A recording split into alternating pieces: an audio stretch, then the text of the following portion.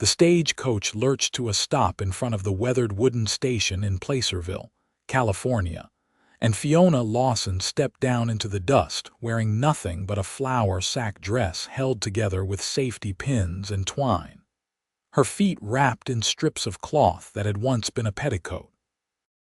The other passengers stared, some with pity, others with barely concealed disgust, but Fiona kept her chin high despite the burning shame that threatened to consume her from the inside out.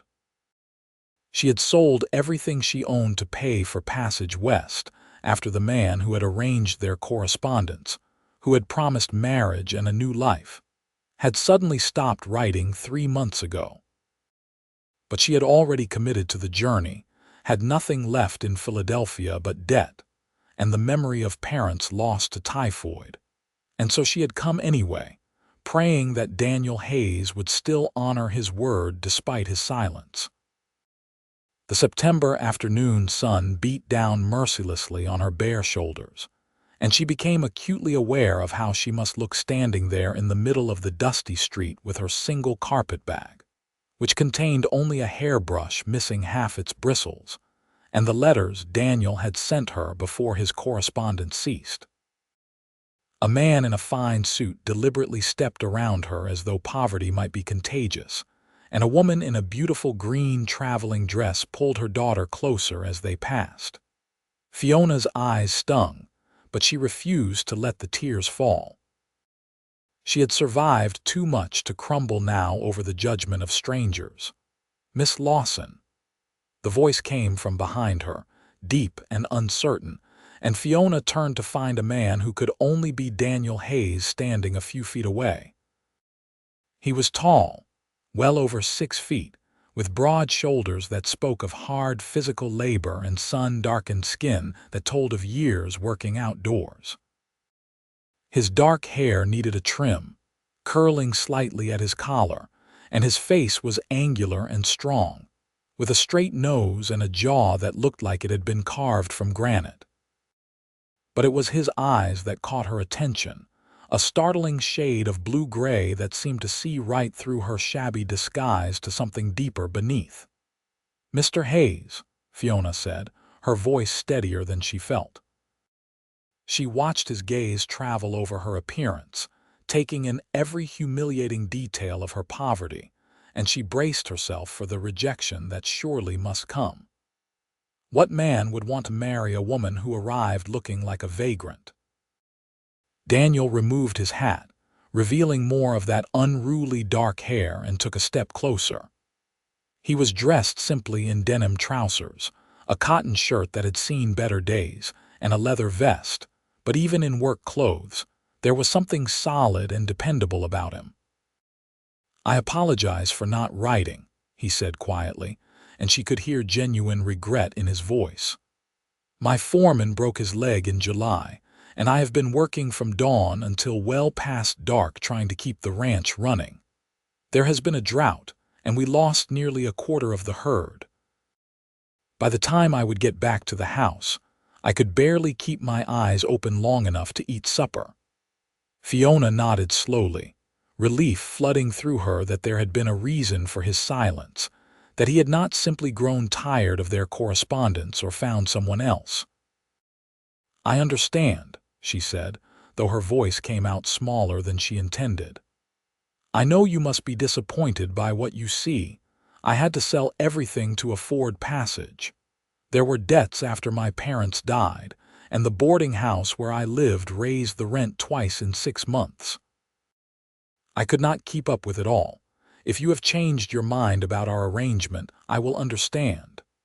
Something shifted in Daniel's expression, his eyes softening with an emotion Fiona could not quite name. He took another step forward, close enough now that she could smell the faint scent of horses and leather and sun-warmed cotton. "Changed my mind," he repeated, and there was almost disbelief in his tone. "Miss Lawson, clothes do not make the woman I see standing before me. You traveled 2,000 miles to honor a commitment to a man you have never met, despite every hardship. That takes more courage than most men I know possess." The tears Fiona had been holding back finally spilled over, and she quickly wiped them away with the back of her hand, mortified at her own display of emotion. "I am sorry," she said quickly. "I did not mean to cry. It has been a very long journey." Daniel reached out slowly, giving her time to pull away if she wished, and gently touched her elbow. His hand was warm and calloused, the hand of a man who was no stranger to hard work. "There is nothing to apologize for," he said firmly. "Come. Let me take you home, and we can talk about everything properly. You must be exhausted and hungry." He led her to a wagon hitched to two sturdy horses and helped her up onto the bench seat with a gentleness that surprised her. As he climbed up beside her and gathered the reins, Fiona found herself studying his profile, trying to reconcile this kind, soft-spoken man with the passionate letters he had written her over the past year. They had discussed everything from literature to politics to their hopes for the future, and she had fallen a little bit in love with the man those letters revealed. Now, sitting beside him in the flesh, she felt suddenly shy and uncertain. They rode in silence through Placerville, past saloons and general stores, and a church with a white steeple that gleamed in the afternoon light. The town was smaller than Fiona had imagined, with wooden sidewalks and hitching posts lining the main street, and mountains visible in the distance, their peaks still touched with snow despite the late summer heat. Miners and ranchers moved about their business, and Fiona noticed several women watching her with curiosity as they passed. Once they left the town behind, the landscape opened up into rolling hills covered with dry grass and scattered oak trees. The drought Daniel had mentioned was evident everywhere, in the dusty ground and the creek beds that looked more like dirt paths than waterways. They traveled for nearly an hour before Daniel turned the wagon onto a narrow road that led through a stand of trees and then opened up to reveal a ranch spread out before them. The house itself was modest but well built, a single-story structure made of wood with a wide porch across the front. Beyond it stood a barn, several corrals, and what looked like a bunkhouse for ranch hands. Cattle dotted the hillsides in the distance, and Fiona could see several men working near one of the corrals, their shouts carrying faintly on the dry breeze. Daniel pulled the wagon to a stop in front of the house and set the brake before turning to her. "It is not much," he said quietly, and Fiona could hear uncertainty in his voice for the first time. "The house has 3 bedrooms, a kitchen, and a sitting room. There is a well with good water, and the stove works properly, though it can be temperamental in cold weather. I know it probably does not compare to what you are used to in Philadelphia."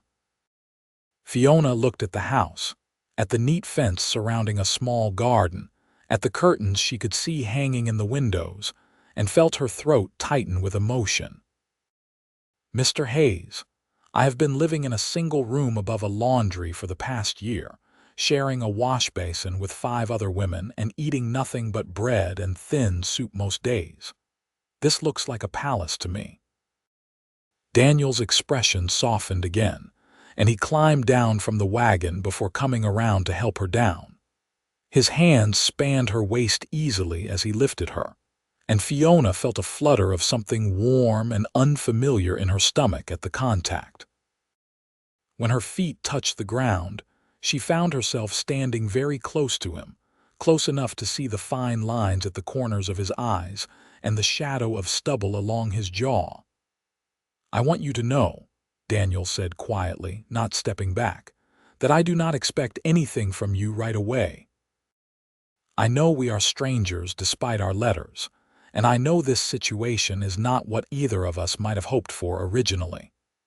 You can have your own room, and we can take as much time as you need to feel comfortable here. If after a month or so you decide this is not what you want, I will pay your passage back to Philadelphia or wherever else you wish to go." Fiona stared up at him, surprised by his consideration. Most mail-order bride arrangements did not come with such generous terms. "That is very kind of you," she managed. "But I do not think I will want to leave. I have nothing to go back to, and I would like very much to make this work, if you are willing." Something warm flickered in Daniel's eyes, and the corner of his mouth lifted in a small smile. "I would like that very much as well," he said. He finally stepped back and gestured toward the house. "Come, let me show you around, and then I will see about getting you some proper clothes. We have a seamstress in town, Mrs. Chen, who does excellent work and fast." He led her up the porch steps and through the front door into a sitting room that was simply furnished but clean and comfortable. A stone fireplace dominated one wall, with 2 chairs positioned in front of it and a small table between them. The floor was bare wood, worn smooth by years of use, and the windows let in plenty of light.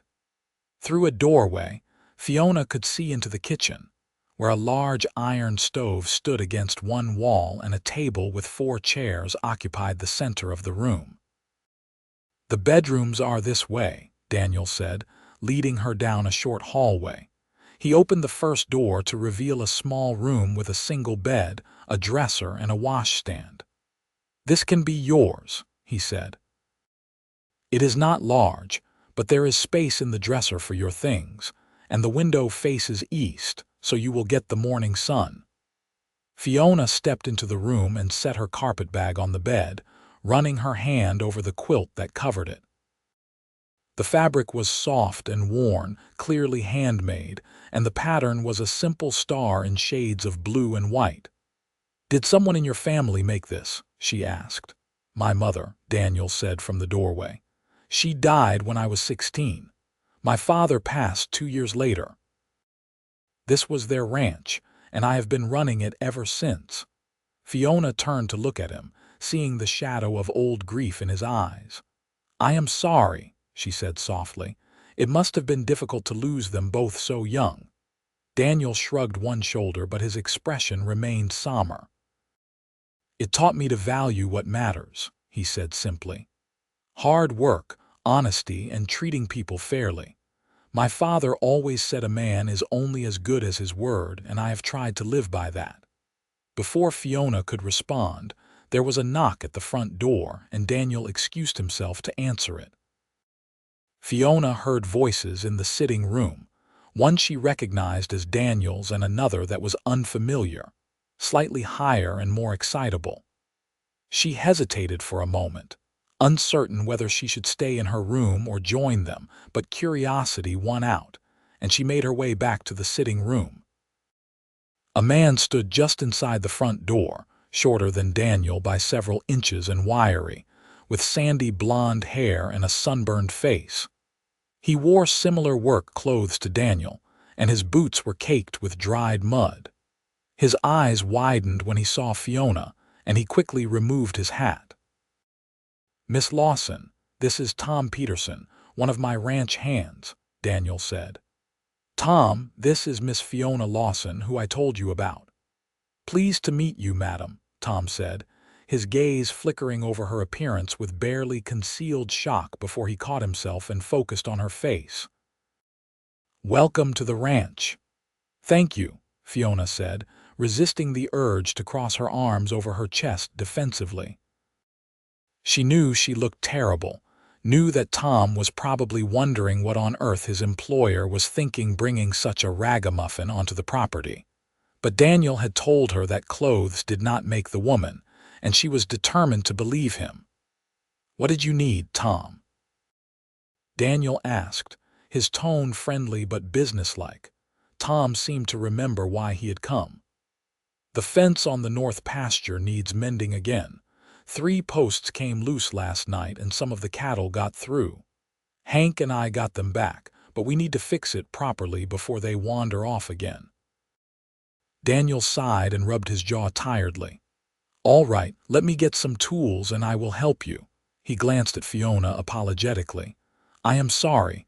I wanted to take you into town right away, but this cannot wait." "It is all right," Fiona assured him quickly. "You have work to do, I understand." "There is food in the kitchen," Daniel said. "Bread, cheese, some cold chicken from last night. Help yourself to whatever you find. I will try not to be too long, and then we will go into town before the stores close." He left with Tom, and Fiona found herself alone in the quiet house. For a moment, she simply stood there, letting the silence settle around her, hardly able to believe that she was actually here in California, in this house that might become her home. Then her stomach rumbled, reminding her that she had not eaten anything substantial since the day before, and she made her way to the kitchen. She found everything Daniel had mentioned plus a pot of beans on the back of the stove, still warm. Fiona made herself a plate and sat at the kitchen table, eating slowly and savoring every bite.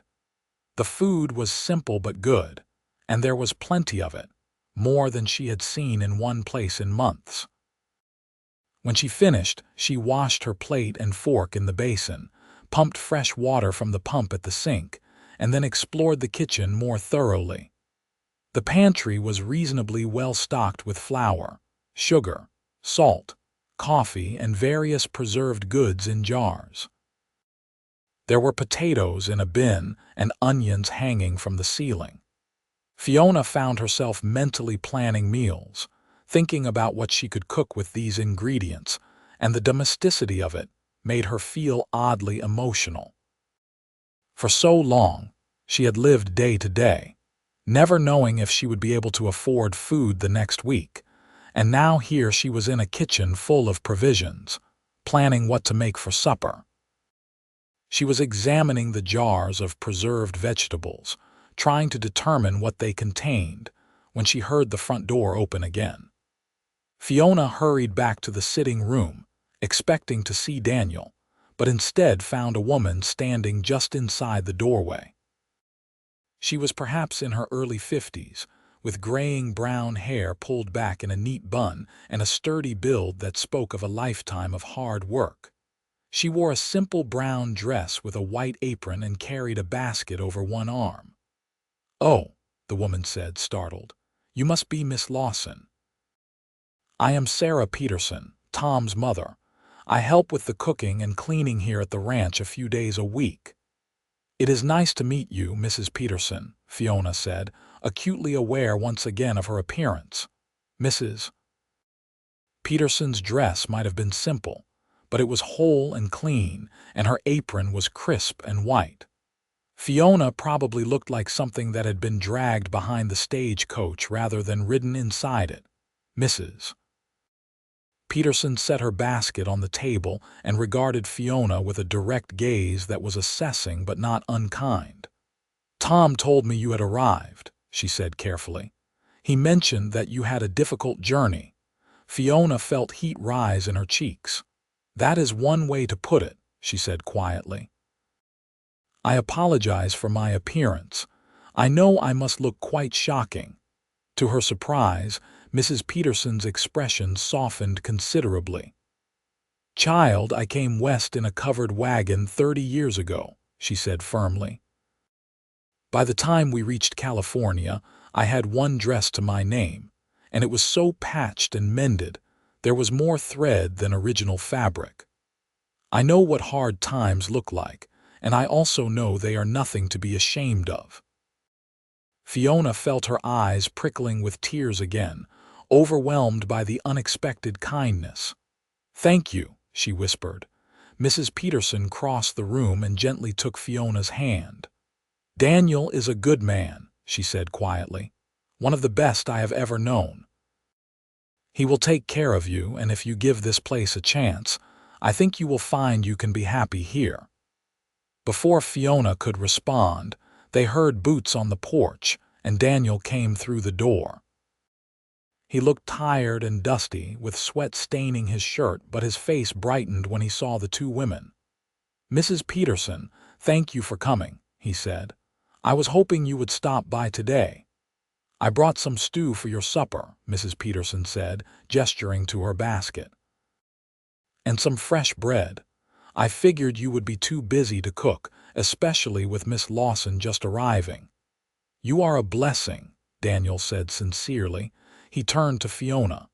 "If you are not too tired, I thought we could go into town now. The stores will be open for another few hours, and I want to get you properly outfitted." Fiona nodded quickly.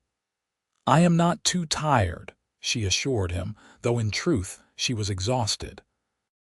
But the thought of having real clothes again, of not having to be ashamed of her appearance, gave her a burst of energy.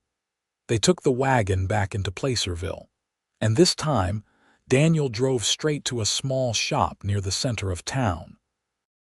A sign above the door read "Chen's Tailoring and Dress Goods" in neat painted letters. Inside, the shop was crowded with bolts of fabric, spools of thread, and a large cutting table. A small Chinese woman emerged from the back room, and her face lit up when she saw Daniel. "Mr. Hayes," she said warmly, "it has been some time since you visited my shop." "Mrs. Chen, this is Miss Fiona Lawson," Daniel said. "She is my intended, and she needs a complete wardrobe. Dresses, undergarments, shoes, everything. Can you help us, Mrs.?" Chen turned her sharp gaze on Fiona, taking in her appearance with a single glance. But unlike so many others that day, there was no judgment in her eyes, only professional assessment.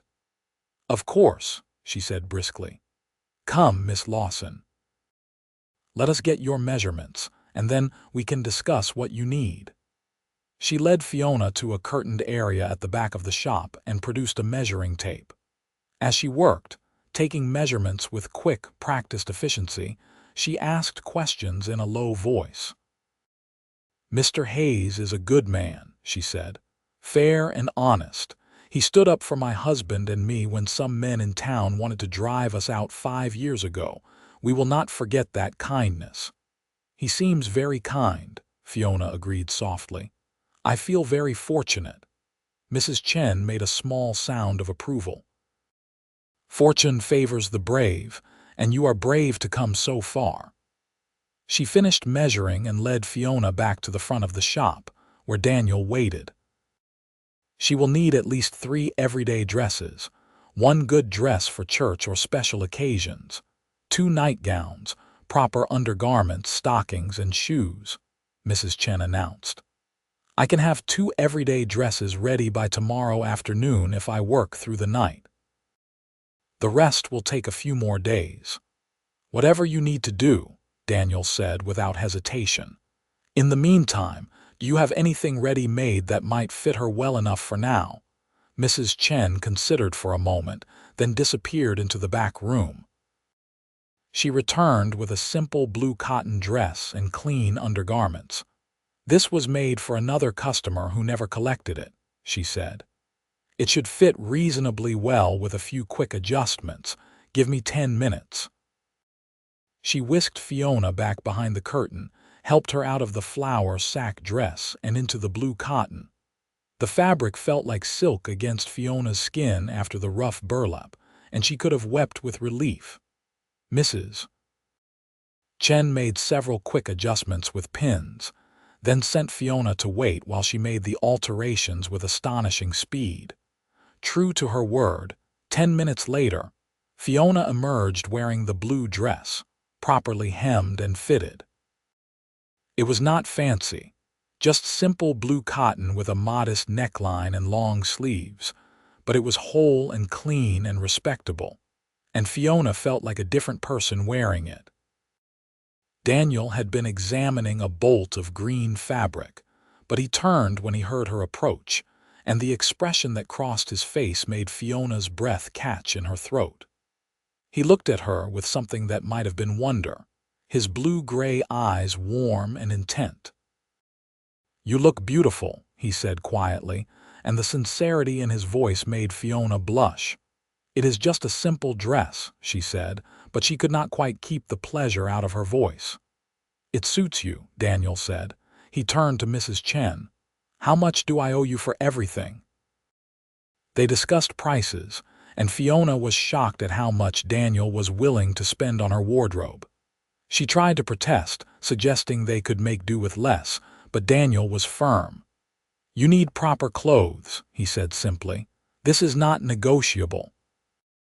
When they left the shop, Fiona was wearing the blue dress and carrying her old flour sack and carpetbag. Daniel took them from her and tossed the flour sack into a trash barrel near the wagon. "You will never have to wear something like that again," he said firmly. They made one more stop at a general store, where Daniel purchased hair pins, a bar of lavender soap, and several other sundries that Fiona would need. The proprietor's wife gave Fiona a friendly smile, a marked contrast to the suspicious looks she had received earlier in her ragged clothing, and Fiona was struck by how much difference appearance made in how people treated you. The sun was setting by the time they returned to the ranch, painting the sky in brilliant shades of orange and pink. Daniel helped Fiona down from the wagon and carried her purchases into the house. In the kitchen, they found that Mrs. Peterson had laid out the stew and bread, along with dishes and cutlery on the table. "She thinks of everything," Daniel said with obvious fondness. "Sit down, and I will serve us." They ate together as the light faded outside, and Fiona found herself relaxing in Daniel's presence. He asked about her journey west, and she told him about the long train ride, the other passengers, and the ever-changing landscape she had witnessed through the window. He listened attentively, asking questions and seeming genuinely interested in her observations. "I want you to know," Daniel said when they had finished eating, "that I meant what I said in my letters, about wanting a partnership, not just a wife to cook and clean. I need help running this ranch, someone I can trust and rely on. Mrs. Peterson helps with the house, but the ranch itself, the decisions about the cattle and the land in the future, I have been making those alone for too long." Fiona set down her fork and looked at him seriously. "I do not know anything about ranching," she admitted, "but I am willing to learn. I want to be useful, to contribute." Daniel smiled, and it transformed his whole face, making him look younger and less careworn. "That is all I ask," he said, "the willingness to try." They cleaned up the supper dishes together, working side by side in companionable silence, and Fiona felt a sense of rightness settle over her. This could work, she thought. They could build something good here together. That night, lying in the unfamiliar bed in her small room, wearing one of her new nightgowns and feeling truly clean for the first time in weeks, Fiona stared up at the ceiling and let herself acknowledge how frightened she had been. Frightened that Daniel would turn her away when he saw her. Frightened that she would end up stranded and alone in a strange place with no resources and no way to survive. But Daniel had seen past her rags to the person underneath, and he had offered her not just charity but genuine respect and partnership. She could hear him moving around in his own room down the hall, the creak of floorboards and the faint sound of a door closing. The house settled into nighttime quiet, punctuated by the distant sounds of cattle lowing and coyotes calling to each other in the hills. It was so different from Philadelphia, where there had always been the noise of the city, voices and carriages, and the general bustle of urban life. Here, the silence was vast and deep, and the stars outside her window were brighter than she had ever seen them. Fiona closed her eyes and let exhaustion claim her, falling asleep with hope blooming cautiously in her chest. The next few days fell into a pattern. Fiona woke early, dressed in her blue cotton dress, and helped prepare breakfast for Daniel and the ranch hands. Mrs. Peterson came each morning and showed her where everything was kept, teaching her the quirks of the stove and sharing recipes that worked well for feeding a crew of hungry men. Tom and two other hands, Hank and Bobby, came in for the morning meal, and they were polite to Fiona, gradually warming to her presence as they saw her willingness to work and learn. After breakfast, Daniel took her around the ranch, showing her the different pastures, explaining about the cattle and the horses, teaching her to recognize the signs of healthy animals versus those that might be ill or injured. Fiona absorbed everything like a sponge, asking questions and taking mental notes. She had a quick mind and a good memory, and Daniel seemed pleased with her progress. On the third day, Mrs. Chen delivered the first 2 everyday dresses as promised, one in a practical brown cotton and another in a dark green that brought out the color of Fiona's eyes. Fiona tried them on and found them to fit perfectly, well made and comfortable. She thanked Mrs. Chen profusely and paid her from the small amount of money Daniel had given her for personal expenses, though Mrs. Chen had insisted that Daniel had already settled the account. The more time Fiona spent with Daniel, the more she found herself drawn to him. He was unfailingly kind but not weak, strong but not domineering. He listened when she spoke and valued her opinions even though she was still learning about ranch life. He had a quiet sense of humor that emerged at unexpected moments, and when he smiled at her, Fiona felt warmth spread through her chest. But Daniel maintained a careful distance, never pushing for more intimacy than she was ready to give. He was courteous and respectful, and while Fiona appreciated his consideration, part of her wished he would give some sign that he wanted more than just a business partnership. It was nearly a week after her arrival when things shifted between them. Fiona had been helping Mrs. Peterson hang laundry behind the house when one of the ranch hands came running up, his face pale with alarm. "Mrs. Peterson, have you seen Mr. Hayes?" he asked breathlessly. "There has been an accident. One of the bulls got loose and charged Tom. He is hurt bad, and we need help getting him back to the house." Fiona dropped the sheet she had been hanging and ran toward the corrals without thinking. She could see a group of men gathered near the fence, and as she got closer, she saw Tom lying on the ground, his leg bent at a strange angle. Daniel was kneeling beside him, talking to him in a low, steady voice. "Fiona, get clean cloths and hot water," Daniel called when he saw her, "and the medical kit from the cabinet in the kitchen." Fiona ran back to the house, her heart pounding. She found the supplies quickly and hurried back, her arms full. By then, the men had moved Tom onto a makeshift stretcher and were carrying him toward the bunkhouse. Daniel took the medical kit from her and followed them, and Fiona trailed behind, unsure what else to do.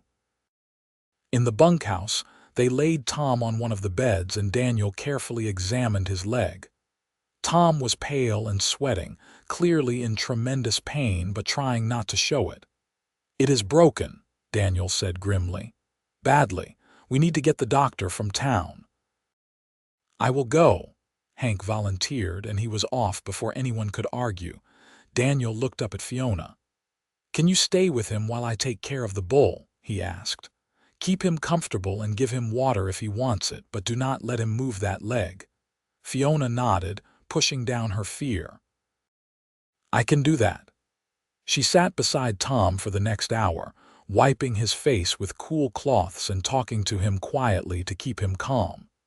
He was in considerable pain, occasionally letting out involuntary groans, but he tried to maintain his composure. "I am sorry you have to see this," he managed between gritted teeth. "Not much of a welcome for you." "Do not be silly," Fiona said firmly. "I am just glad I can help." When the doctor finally arrived, Fiona stepped out to give them room to work. She found Daniel on the porch of the bunkhouse, staring out at the darkening sky.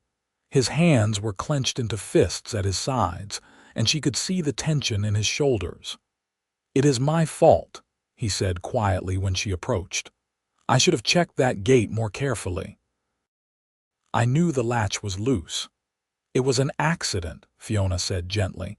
She reached out hesitantly and touched his arm. "You could not have known." Daniel turned to look at her, and in the fading light she could see the guilt and worry etched on his face. "Tom has worked for me for 5 years. He is a good man, and now he is hurt because I did not maintain the equipment properly. You cannot blame yourself for every bad thing that happens, Fiona said softly. You do your best, and that has to be enough. Something in Daniel's expression shifted, and he reached up to cover her hand with his own where it rested on his arm. His palm was warm and rough with calluses, and the touch sent a little shiver through her. Thank you, he said quietly, for helping today, for being here. They stood like that for a long moment, and Fiona felt the air between them change, becoming charged with something unspoken. Then the doctor emerged from the bunkhouse, and the moment broke. The leg is set, the doctor announced. He will need to stay off it for at least 6 weeks, maybe longer. He is lucky it was a clean break and not compound, or he might have lost the leg entirely. Daniel let out a breath of relief. Thank you, Dr. Morrison. Whatever your fee is, I will pay it. We can settle up later, Dr. Morrison said. He was an older man with gray hair and a weathered face that spoke of years practicing medicine in rough conditions. His gaze moved to Fiona with interest. I heard Daniel had brought in a mail-order bride, but I had not had the pleasure of an introduction. This is Miss Fiona Lawson, Daniel said. Fiona, this is Dr. Morrison. He has been the only doctor in Placerville for nearly 20 years. It is nice to meet you, Fiona said. The pleasure is mine, Dr. Morrison replied. Daniel is fortunate to have found someone willing to come west. It takes a special kind of strength to leave everything you know behind and start fresh.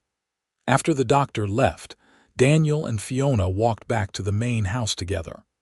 The sky was fully dark now, scattered with more stars than Fiona had ever imagined possible.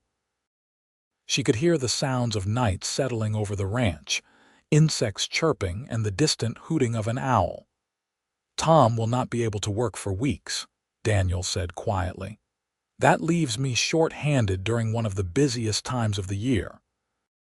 We need to move the herd to the winter pasture before the weather turns, and that is a week's work with a full crew. What will you do? Fiona asked. Daniel was quiet for a moment.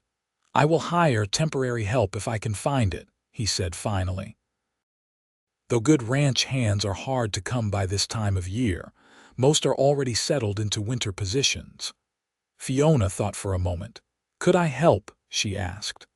I know I do not know much yet, but I can learn. I can ride a horse at least a little. My father taught me when I was young.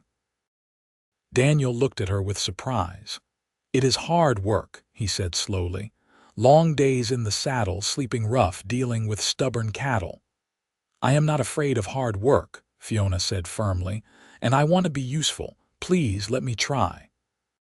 She could see Daniel considering it, weighing the options. Finally, he nodded. All right, he said. But if it gets to be too much, you tell me immediately. I will not have you injured too. Over the next few days, Daniel taught Fiona to ride properly. She had not been on a horse in years, and never for the kind of extended periods that ranch work required, but she was determined to master it. Daniel started her on a gentle mare named Daisy, teaching her the basics of ranch riding, which was very different from the genteel riding she had done as a child in Philadelphia.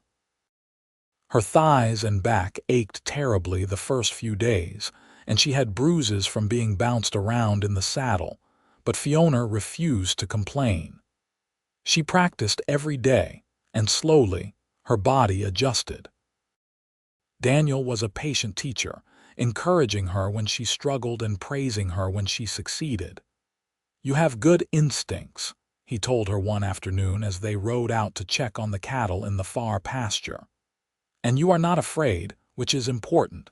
Horses can sense fear. Fiona patted Daisy's neck affectionately. I trust you not to let anything bad happen to me, she said, and realized as she spoke that it was true. In the short time she had been here, she had come to trust Daniel completely. Daniel glanced at her, and something warm flickered in his eyes. I will always protect you, he said quietly, however I can. The cattle drive to the winter pasture began on a Monday morning in late October. Daniel, Hank, Bobby, and Fiona rode out before dawn, driving a herd of nearly 200 head through the hills toward grazing land that Daniel owned on the other side of the mountains. Mrs. Peterson had packed enough food to last them the week, and they each carried bedrolls and supplies on their horses. It was the hardest physical work Fiona had ever done. The days were long, starting before sunrise and ending well after dark. The cattle were stubborn and prone to wandering, and Fiona spent hours chasing down strays and guiding them back to the herd. The weather was unpredictable, with cold mornings that gave way to warm afternoons, and then sudden rainstorms that left everyone soaked and shivering. But there was also a strange freedom in it, spending days on horseback under the wide open sky, with nothing but the work and the landscape, and the constant presence of Daniel nearby. At night, they made camp wherever they stopped, cooking simple meals over an open fire and sleeping on the hard ground wrapped in blankets. The first night, Fiona was so exhausted she could barely eat before she crawled into her bedroll. But she could not fall asleep right away, too aware of the unfamiliar sounds of the wilderness around them and the cattle settling down for the night. She lay there staring up at the stars, feeling very small under the vast expanse of sky. Cannot sleep. Daniel's voice came from nearby, quiet enough not to wake the other men. Too many new sounds, Fiona admitted softly, and I ache in places I did not know could ache. She heard Daniel's quiet chuckle. It gets easier, he promised. In a few days, you will be so tired you could sleep through a stampede. That is not particularly reassuring, Fiona said, but she was smiling. Are you sorry you volunteered? Daniel asked, and she could hear genuine concern in his voice. Fiona considered the question seriously. Her body ached, she was dirty and tired, and she had at least 5 more days of this ahead of her. But she was also learning and growing stronger, proving to herself that she was capable of more than she had imagined. And she was doing it alongside Daniel, working as partners just as he had promised they would. No, she said finally. I am not sorry. Good, Daniel said simply, and she could hear the smile in his voice. By the 3rd day, Fiona had developed a rhythm. Her body was adjusting to the demands being placed on it, and she was starting to anticipate what needed to be done before Daniel had to tell her. She worked alongside Hank and Bobby, who had initially been skeptical about having a woman on the drive but were beginning to accept her as a capable member of the team. It was on the 4th day that trouble found them. They were moving through a narrow canyon when a rattlesnake spooked one of the steers. The animal bolted, crashing into others around it, and suddenly, the whole herd was in motion. Fiona heard Daniel shouting orders, and she kicked Daisy into motion, racing alongside the stampeding cattle, trying to turn them before they scattered completely. The next few minutes were chaos. Fiona focused on staying in the saddle and keeping pace with the frightened animals, her heart pounding with a mixture of fear and exhilaration. She could see Daniel ahead of her, cutting across the front of the herd, and she followed his lead, helping to turn the cattle in a wide arc. Gradually, the stampede slowed and then stopped, the cattle milling around in confusion but no longer running. Fiona pulled Daisy to a halt and sat there catching her breath, her hands shaking slightly on the reins. Daniel rode over to her, his face flushed and his eyes bright. Are you all right? He asked urgently, reaching out to touch her leg as if to reassure himself that she was whole and unharmed. I am fine, Fiona said, though her voice was a bit shaky. That was terrifying. You did exactly what you should have done, Daniel said, and there was pride in his voice. You kept your head and helped turn them. Many experienced cowboys would have frozen or done something that made it worse. Fiona felt warmth spread through her chest at his praise. "I just followed what you did," she said. "You have good instincts," Daniel repeated what he had said before. But this time there was something more in his voice, something deeper and more personal. They looked at each other for a long moment, and Fiona felt the intensity of his gaze like a physical touch. Then Hank called out that he had found a stray, and the moment passed, but something had shifted between them. That night, after they had eaten and the other men had rolled themselves into their blankets, Daniel sat beside Fiona at the fire. The flames cast dancing shadows across his face, highlighting the strong line of his jaw and the curve of his mouth. "I want to tell you something," Daniel said quietly, staring into the fire. "About why I advertised for a mail-order bride instead of courting someone local." Fiona waited, sensing this was important. "There was a woman here in Placerville," Daniel continued. "Grace Henderson. We courted for nearly a year and I thought we might marry, but when I proposed she said she did not want to be a rancher's wife. She wanted to move to San Francisco, live in the city, have fine things and social events. She could not understand why I wanted to stay on this land that my parents left me, working with my hands and living a simple life." "I am sorry," Fiona said softly. "That must have hurt." Daniel shrugged, but she could see old pain in his eyes. "It taught me something important," he said. "I needed someone who understood the value of this life, who wanted partnership more than luxury. Someone who was not afraid of hard work and sacrifice. When I wrote those letters to you, and you wrote back about wanting a simple life with meaning, about wanting to build something lasting, I knew you might be that person." He turned to look at her then, and the expression in his eyes made Fiona's breath catch. "These past weeks, watching you work and learn, seeing your courage and your strength, I have come to realize that you are everything I hoped for and more. I know we agreed to take our time, but I want you to know that my feelings for you have grown well beyond simple respect or partnership." Fiona's heart was pounding so hard she could feel it in her throat. "What are you saying?" she asked, needing to hear the words clearly. "I am saying that I am falling in love with you," Daniel said simply. "And if you feel anything similar, I would very much like to begin courting you properly, with the intention of marriage in the near future." Fiona stared at him, emotions flooding through her so intensely she could barely process them all. Relief that her own growing feelings were reciprocated, joy at his declaration, and a deep, fierce happiness that this good man wanted her not despite her flaws and humble origins, but because of who she truly was. "I feel the same," she whispered. "I have been falling in love with you since the day you told me that clothes do not make the woman. You saw me when I was at my lowest, and you offered me not just charity but respect and partnership.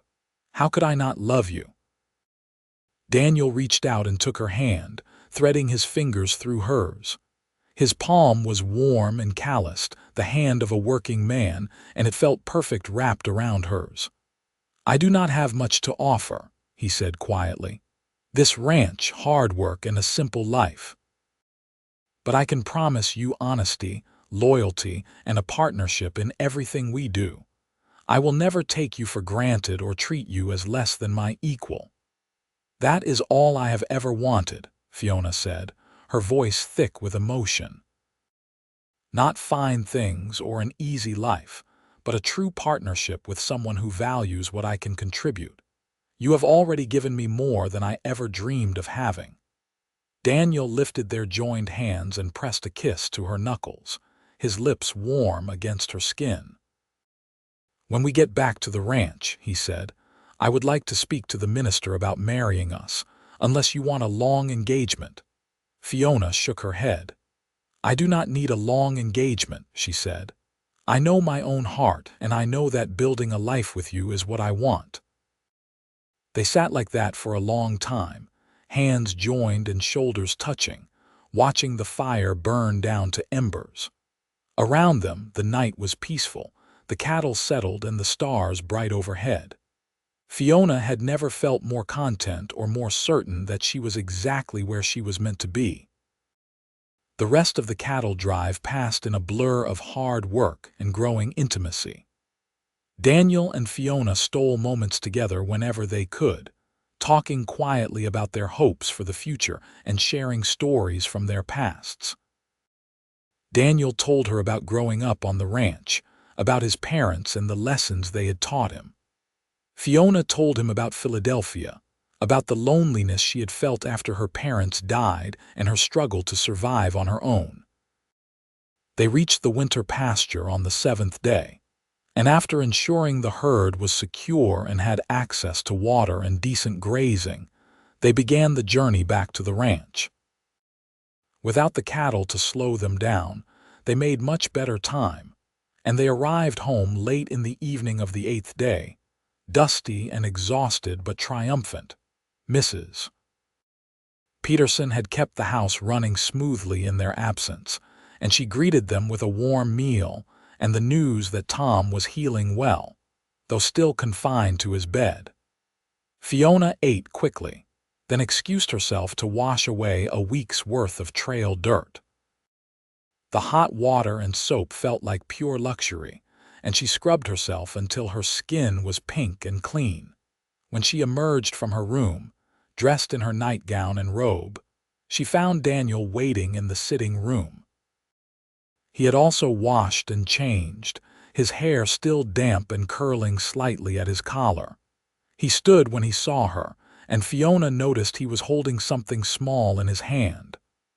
"I want to give you something," he said quietly. He crossed the room to her and opened his hand to reveal a simple gold ring. "This was my mother's wedding ring. My father gave it to her when they married, and she wore it every day until she died. I would be honored if you would wear it." Fiona felt tears prick her eyes as she looked at the worn gold band. It was not fancy or elaborate, just a simple ring that had been worn with love for many years. "Are you sure?" she whispered. "This must be very precious to you." "You are precious to me," Daniel said firmly. "And I cannot think of anything my mother would have wanted more than for her ring to go to the woman I love." He took her left hand and slipped the ring onto her finger. It fit perfectly, as though it had been made for her. Fiona stared down at it, then up at Daniel, and the emotion in his eyes took her breath away. "Marry me," he said softly. "Not because of our arrangement or because it is practical, but because we love each other and want to build a life together." "Yes," Fiona said without hesitation. "Yes, I will marry you." Daniel's face broke into a smile so full of joy and relief that it transformed him. He reached up and cupped her face gently in his hands, his thumbs brushing over her cheekbones. "May I kiss you?" he asked quietly. Fiona nodded, her heart racing, and Daniel leaned down and pressed his lips to hers. The kiss was gentle and sweet, full of promise and restrained passion, and Fiona felt it all the way to her toes. When they pulled apart, they were both breathing a bit faster, and Daniel rested his forehead against hers. "I will spend the rest of my life making sure you never regret this," he promised. "I could never regret it," Fiona assured him. "You are the best man I have ever known, and I am the luckiest woman in the world." They were married 3 weeks later in the small church in Placerville, with Mrs. Peterson, Tom hobbling on crutches, Hank, Bobby, and a handful of other townspeople in attendance. Fiona wore the good dress Mrs. Chen had made, a beautiful deep blue with delicate embroidery at the collar and cuffs, and she carried wildflowers that Mrs. Peterson had helped her gather that morning. Daniel wore a new suit that he had purchased specially for the occasion, and when Fiona walked down the aisle toward him, the look on his face made her eyes sting with tears. He watched her with such open love and wonder that she felt like the most beautiful woman in the world, despite her simple dress and lack of elaborate preparations. The ceremony was short and straightforward, with traditional vows exchanged and rings blessed by the minister. When it came time for Daniel to kiss his bride, he did so tenderly but thoroughly, and the small congregation erupted in applause and good-natured cheers. The celebration afterward was held at the ranch, with Mrs. Peterson having prepared a feast and several neighbors bringing additional dishes. There was music and dancing, with Hank producing a fiddle and playing cheerful reels while couples spun around the cleared space in the barn. Daniel danced with Fiona, holding her close and guiding her through steps she did not quite know, and Fiona laughed with pure happiness. As the sun set and the party began to wind down, Daniel took Fiona's hand and led her back to the house. He had moved her belongings into his room, their room now, and when they entered, Fiona saw that he had placed fresh flowers on the dresser and turned down the bed. They stood facing each other, suddenly shy despite all the time they had spent together. Daniel reached out and gently removed the pins from Fiona's hair, letting it tumble down around her shoulders. "You are so beautiful," he said quietly. "I still cannot quite believe you are mine." "I feel the same about you," Fiona admitted. "Sometimes I wake up and think this must all be a dream." "It is not a dream," Daniel assured her. He pulled her close, wrapping his arms around her, and Fiona rested her head against his chest, listening to the steady beat of his heart.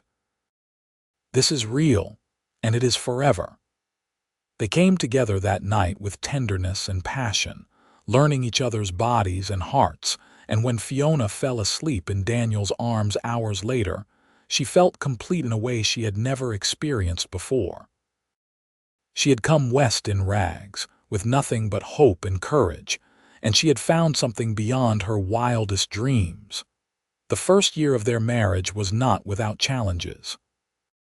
The drought continued through the fall and into a dry winter, and Daniel worried constantly about whether they would have enough water and grazing for the cattle. Fiona worked beside him every day, learning more about ranching and taking on increasing responsibility. She managed the household accounts, dealt with suppliers, and even began handling some of the business negotiations when buyers came looking for cattle. Mrs. Peterson became a close friend and mentor, teaching Fiona not just about cooking and housekeeping, but about the social dynamics of the community and how to navigate the sometimes complicated relationships among ranchers, townspeople, and the various groups that made up Placerville's population. Tom recovered fully from his broken leg and returned to work, grateful to both Daniel and Fiona for their care during his convalescence. He became fiercely loyal to them both, and Fiona often saw him as a younger brother figure, someone she could rely on and trust. As winter gave way to spring, Fiona began to suspect she might be pregnant. She waited until she was certain before telling Daniel, choosing a quiet evening when they were alone in the house. She had made his favorite meal and waited until they had finished eating before taking his hand and placing it on her still flat stomach. "There is a baby," she said softly, watching his face. "We are going to have a child." Daniel stared at her, his eyes wide with shock and then dawning wonder. "Truly?" he asked, his voice rough with emotion. "Truly," Fiona confirmed. "Dr. Morrison confirmed it yesterday when I went to town." Daniel stood abruptly and pulled her into his arms, holding her so tightly she could barely breathe. "A baby," he said, his voice muffled against her hair. "We are going to be parents." "Are you happy?" Fiona asked, though she could feel the answer in the way he held her. "Happy does not begin to cover it," Daniel said. He pulled back just enough to look at her face, and she saw tears in his eyes. "You have given me everything I ever wanted. A partnership, love, and now a family. I do not know what I did to deserve you. You saw me when I was at my lowest and chose to see my worth instead of my poverty," Fiona said firmly. "You treated me with respect and kindness, and you gave me a home and a purpose." I am the one who does not know what I did to deserve you." Daniel kissed her then, deeply and thoroughly, and when they finally pulled apart, they were both crying and laughing at the same time. They spent the rest of the evening making plans, talking about where the baby would sleep and what they would need to prepare. Daniel was adamant that Fiona should reduce her workload and avoid any heavy lifting or dangerous tasks, and Fiona agreed, though she insisted she would continue to help with the ranch in whatever capacity she safely could. The pregnancy progressed smoothly, though Fiona experienced bouts of nausea in the early months and found herself exhausted by small tasks that would normally have been easy. Daniel hovered anxiously, constantly asking if she needed anything and insisting she rest frequently. Mrs. Peterson was a wealth of practical advice, having raised 4 children of her own, and she helped Fiona prepare the small third bedroom as a nursery. In late October, nearly a year after their wedding, Fiona went into labor. Daniel sent Hank racing into town for Dr. Morrison and Mrs. Peterson, while he stayed with Fiona, holding her hand and trying not to panic. The labor was long and difficult, lasting nearly 20 hours, and by the end, Daniel was as exhausted as Fiona from worry and fear. But when Dr. Morrison finally placed a squalling baby boy in Fiona's arms, everything else fell away. He was perfect, with a shock of dark hair like Daniel's and blue eyes that would probably darken as he grew.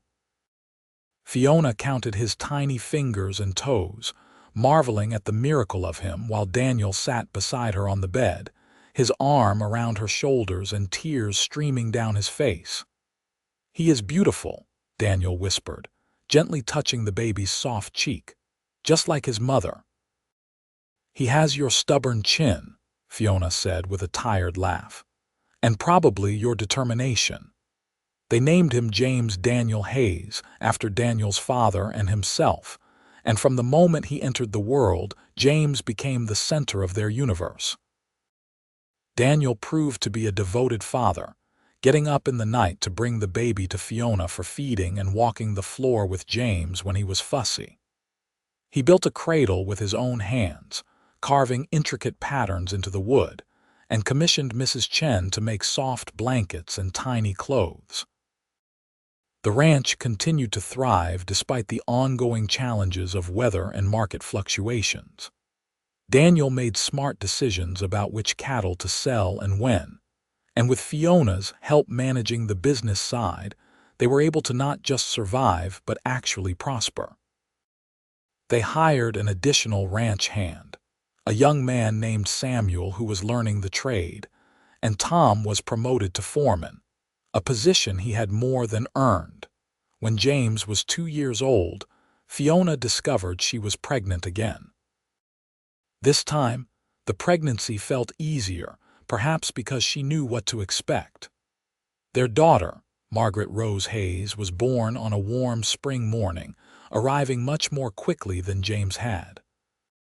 She had Fiona's delicate features and what would eventually become Fiona's auburn hair, and she wrapped her father around her tiny finger from the first moment he held her. Life fell into a rhythm of work and family, seasons passing and children growing. James was an active, curious child who followed his father everywhere, desperate to learn about the ranch and the cattle. Margaret was quieter and more thoughtful, with a love of books and stories that reminded Fiona of herself at that age. On a crisp autumn evening, 5 years after Fiona had first arrived in Placerville wearing nothing but a flower sack dress, she stood on the porch of the ranch house watching the sun set over the hills. James was helping his father with evening chores, his small voice carrying on the breeze as he chattered away, while Margaret played quietly nearby with a set of carved wooden animals Daniel had made for her. Mrs. Peterson had long since retired to a small cottage on the ranch property that Daniel had built for her, and while she still helped occasionally, Her son, Tom, and his new wife had taken over most of the household duties. The ranch now supported 3 families comfortably, with plans to expand further in the coming years. Fiona thought back to that terrified young woman who had stepped off the stagecoach in rags, certain she would be rejected and sent away. She thought about how Daniel had looked past her appearance to see her worth, how he had offered her not just charity but genuine partnership and respect. She thought about all the moments that had led them here. The cattle drive, the first kiss, the wedding, the births of their children, the 1,000 small kindnesses and shared struggles that had woven their lives together into something beautiful and strong. Daniel came up behind her, James still chattering at his side, and wrapped his free arm around her waist, pulling her back against his chest. "What are you thinking about?" he asked softly. "Everything," Fiona said honestly. "How far we have come, how lucky I am." "I am the lucky one," Daniel countered, pressing a kiss to her temple. "You took a chance on a rough rancher who barely knew how to write a decent letter." "Your letters were wonderful," Fiona protested with a laugh. "They showed me exactly who you are, honest, thoughtful, and kind." "Mama, Papa, look," Margaret called, holding up a wooden horse triumphantly. "It is going to jump over the fence." They watched their daughter play, James now abandoning his father's side to join his sister in whatever game she had invented. Daniel's arms tightened around Fiona, and she leaned back into his embrace, feeling utterly content. "I want to tell you something," Daniel said quietly, his breath warm against her ear. "That first day when I saw you step off that stagecoach, I was terrified." Fiona twisted to look up at him in surprise. "Terrified? Why?" "Because I saw past those rags to the woman underneath, and I knew immediately that I was in danger of losing my heart," Daniel admitted. "I saw your courage and your dignity, the way you held your head high despite everything.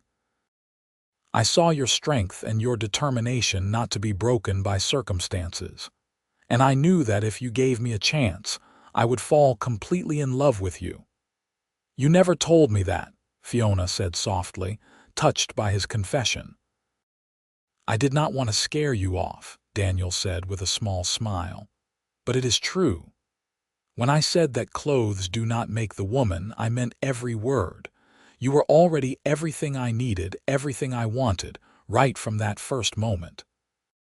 The woman you are has nothing to do with what you wear or where you came from. It is who you are inside, your character and your heart, that makes you beautiful." Fiona felt tears prick her eyes. "I love you," she said fiercely. "More than I ever thought it was possible to love another person." "I love you too," Daniel replied. "More every single day." They stood like that as the sun dipped below the horizon, painting the sky in brilliant shades of orange and pink and purple. Their children played at their feet, their ranch stretched out around them, and the future extended ahead full of promise and possibility. Fiona had come west with nothing but hope and a desperate need for a fresh start. She had found so much more than she had ever dared to dream. She had found a true partner, a man who saw her value and cherished her for who she truly was. She had found a home, not just a physical place but a sense of belonging and purpose. She had found a family and a community that accepted her. And most importantly, she had found love, real and deep and lasting. The years continued to pass in a blur of seasons and milestones. James grew tall and strong, becoming his father's right hand on the ranch, while Margaret developed a talent for business that rivaled her mother's. When she was 15, she began keeping the ranch books and proved to have a natural head for numbers and negotiations. 2 more children joined the Hayes family over the years. A son they named Peter, who arrived 3 years after Margaret and proved to have his mother's quick mind and his father's stubborn determination. And finally, a daughter they called Anna, born when Fiona was 37 and Daniel was 40. Anna was a surprise but a welcome one, and she became the baby of the family, doted on by her older siblings and parents alike. The ranch expanded over the years, with Daniel purchasing adjacent land as it became available and building the operation into one of the most successful in the region. He remained fair and honest in all his dealings, just as his father had taught him, and he treated his workers with respect and generosity. The Hayes Ranch became known not just for quality cattle, but for being a good place to work, where hands were paid fairly and treated well. Fiona became a prominent figure in Placerville society, respected for her business acumen and her charitable work. She never forgot what it felt like to be desperate and poor, and she made sure that no one in their community went hungry or without shelter if she could help it. She worked with the church to establish a fund for widows and orphans, and she personally sponsored several young women who wanted to learn trades or start businesses of their own. Mrs. Peterson lived to the impressive age of 78, passing peacefully in her sleep with her son Tom at her bedside. Her funeral was attended by seemingly half the county, a testament to how many lives she had touched. Fiona grieved her friend deeply, remembering the kindness and wisdom the older woman had shared so generously. Tom took over many of his mother's duties on the ranch, his own children growing up alongside the Hayes children, creating bonds that would last generations. The ranch became a true family operation, with multiple generations working together toward common goals. On their 20th wedding anniversary, Daniel surprised Fiona with a trip to San Francisco. They left the ranch in James's capable hands, now a young man of 19 fully capable of managing the operation, and spent a week in the city experiencing culture and entertainment they rarely had access to in Placerville. They attended the theater and visited museums, ate in fine restaurants, and stayed in a beautiful hotel. But what Fiona remembered most from that trip was walking along the waterfront at sunset, her hand tucked into the crook of Daniel's arm, talking about everything and nothing the way they had in those early letters. "You ever regret it?" Daniel asked as they stood watching the ships in the harbor. The simple life, all the hard work, the isolation from culture and society. Fiona looked up at him, seeing the gray that was starting to thread through his dark hair and the lines that years of sun and wind had etched around his eyes. He was still the most handsome man she had ever seen, but more than that, he was the best man she had ever known.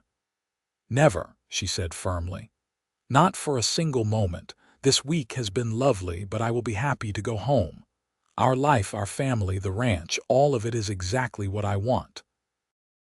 Daniel smiled and pulled her close, kissing her right there on the busy waterfront with people walking past and the smell of salt water and fish in the air.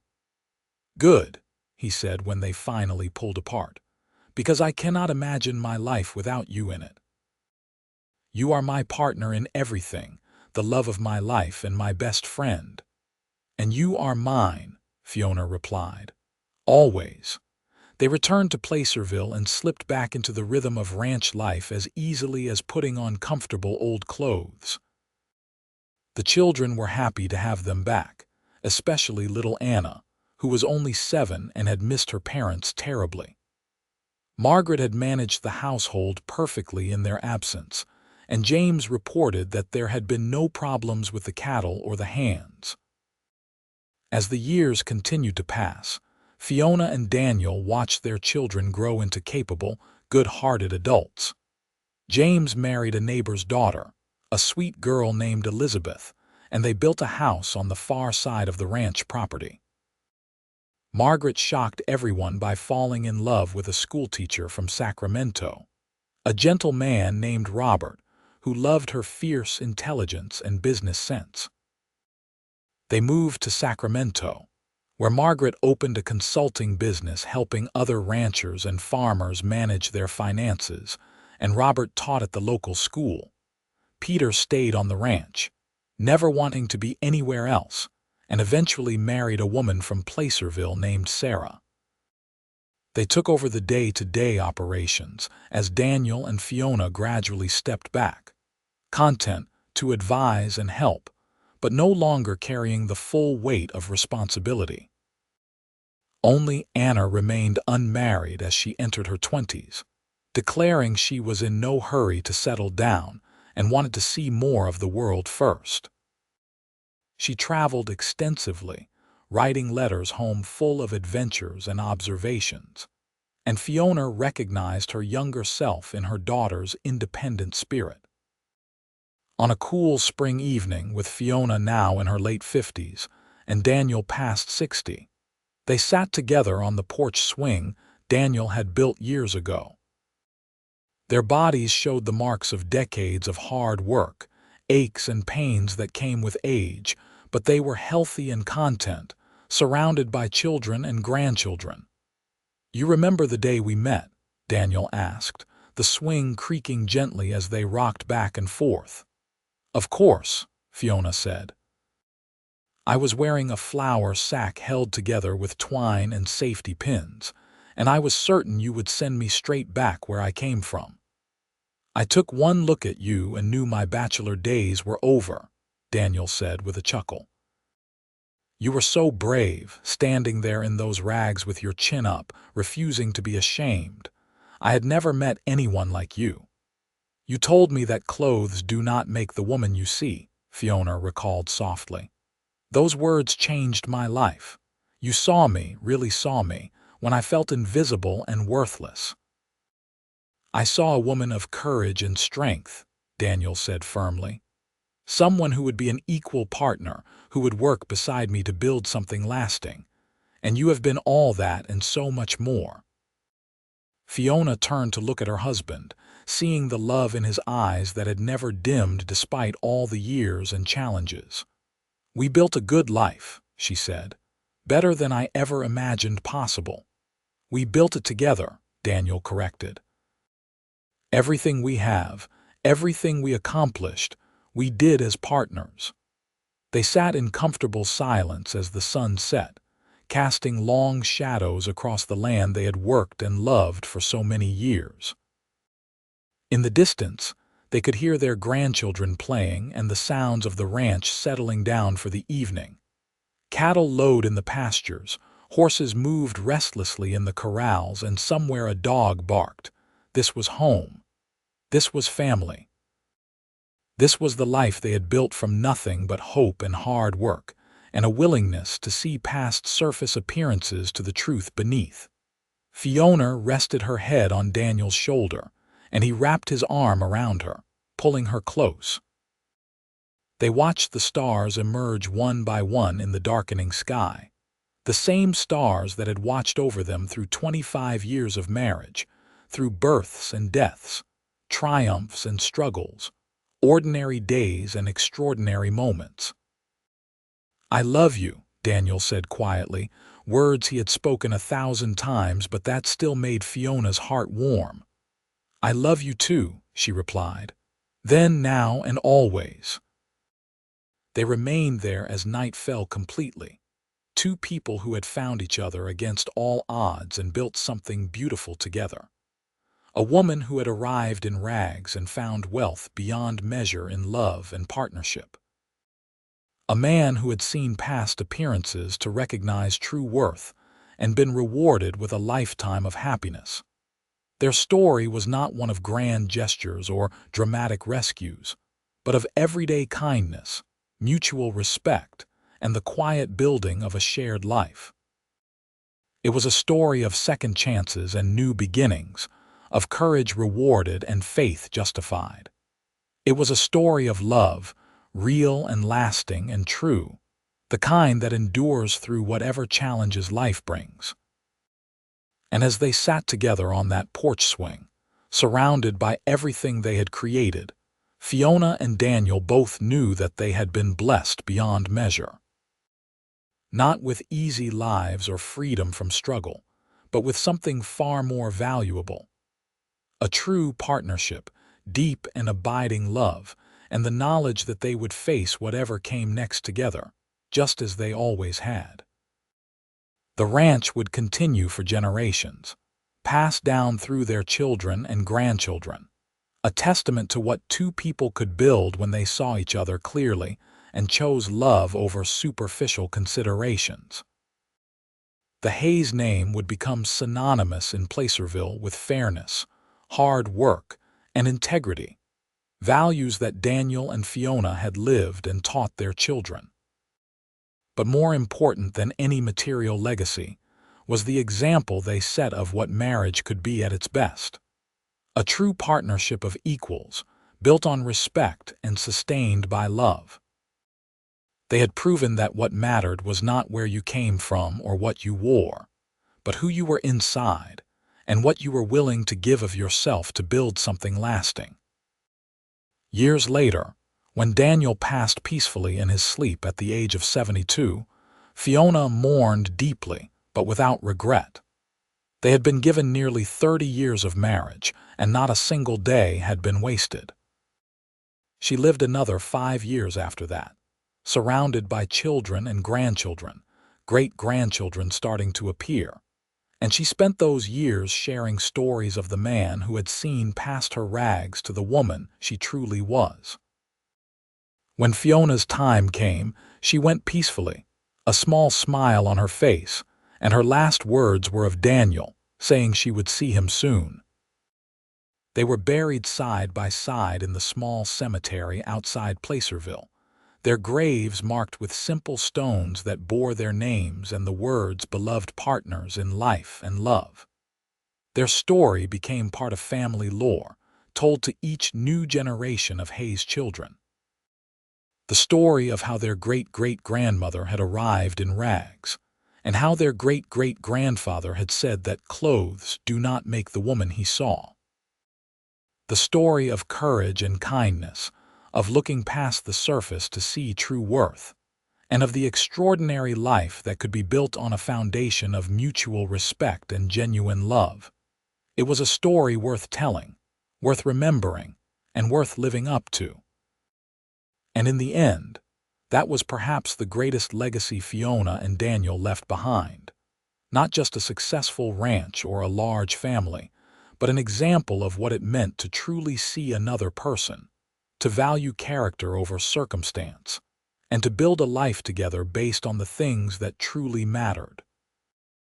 Their love story had started with a woman in rags and a man who saw past them, and it had become something beautiful, something lasting, something that proved that the most important things in life cannot be measured by wealth or appearance, but by the contents of the heart and the strength of the commitment two people make to each other, and to the life they build together.